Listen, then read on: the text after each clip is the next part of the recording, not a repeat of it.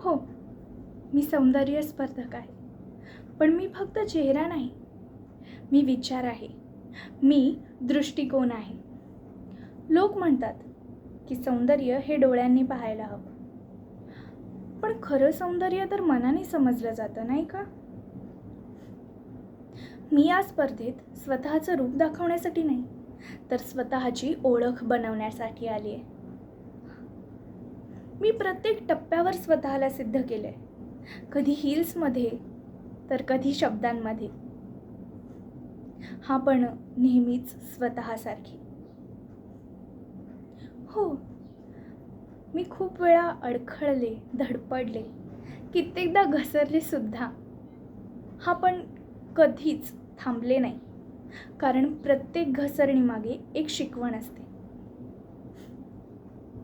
माझं सौंदर्य हे फक्त चेहऱ्यामध्ये नाही, तर माझ्या स्वप्नांमध्ये आहे, माझ्या विचारांमध्ये आहे, आणि माझ्या आवाजात आहे, आणि माझ्या चालण्यातला आत्मविश्वास. तोच माझा खरा मुकुट आहे.